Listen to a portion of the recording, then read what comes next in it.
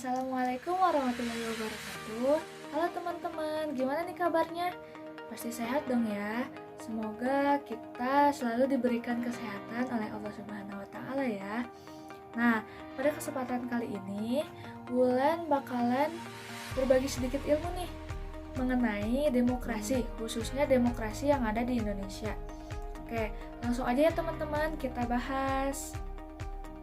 Jadi gini teman-teman, demokrasi bukan merupakan suatu istilah yang asing kan buat kita. Nah, sekarang tuh udah banyak banget negara yang mengklaim bahwa dirinya itu merupakan negara demokrasi.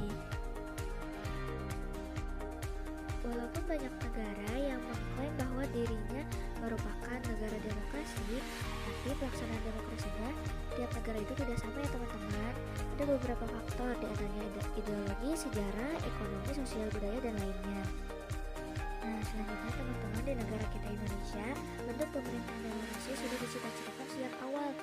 Sebagai bukti yuridisnya yaitu UUD 1945 pasal 2 ayat 1 baik sebelum diamandemen maupun sesudah diamandemen. Nah, teman-teman, kalau untuk bunyinya sebelum diamandemen itu kedaulatan berada di tangan rakyat dan dilaksanakan sepenuhnya oleh Majelis Permusyawaratan Rakyat. Sedangkan UUD yang sudah diamandemen berbunyi kedaulatan berada di tangan rakyat dan dilaksanakan menurut Undang-Undang Dasar. Seperti itu teman-teman. Next teman-teman, ada pengertian demokrasi.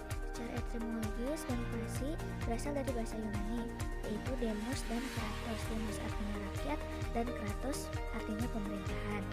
Maka demokrasi adalah pemerintahan yang dijalankan oleh rakyat, baik langsung ataupun tidak langsung. Yang dimaksud tidak langsung di sini adalah melalui perwakilan, contohnya pemilu. Ya teman-teman, selanjutnya kita membahas pelaksanaan demokrasi di Indonesia. Nah, yang pertama ada demokrasi liberal dari 1945 sampai dengan 1959.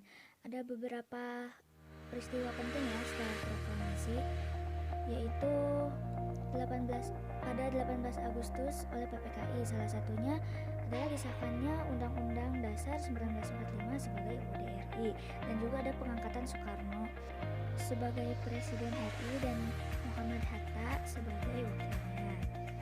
Lalu ada juga berlakunya Konstitusi RI 1949 sebagai hasil KMB di Den Haag, Belanda.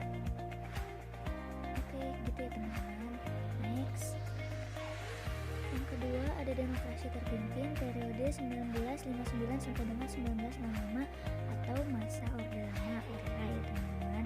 Ada dekret Presiden 5 Juli 1959 dan berlakunya kembali UUD 1945. Tapi di sini tuh banyak penyelewengan terhadap Pancasila dan Undang-Undang Dasar 1945. Pemerintah Orde Lama beserta demokrasi terpimpinnya jatuh setelah pemberontakan G30 SPKI di tahun 1965, diikuti dengan krisis ekonomi yang cukup parah di Indonesia pada saat itu. Oke, lanjut ya teman-teman. Yang ketiga ada Orde Baru periode 1966 sampai dengan 1998. Lumayan banyak peristiwa yang terjadi pada periode ini ya teman-teman. Ini tuh terjadi pada zaman Bapak Soeharto. Lalu setelah Pak Soeharto mundur, maka Pak B.J. Habibie naik. Seperti itu. Nah, yang terakhir teman-teman ada era reformasi periode 1998 sampai dengan sekarang. Kiai Haji Abdurrahman Wahid terpilih sebagai presiden. Lalu setelah lengser karena kebijakannya kurang sepaham dengan masyarakat Indonesia, maka digantikan oleh wakilnya yaitu pada era reformasi juga pemilu secara langsung dilaksanakan pada tahun 2004 nih teman-teman, maaf ya, dan berhasil menobatkan Pak SBY dan wakil presiden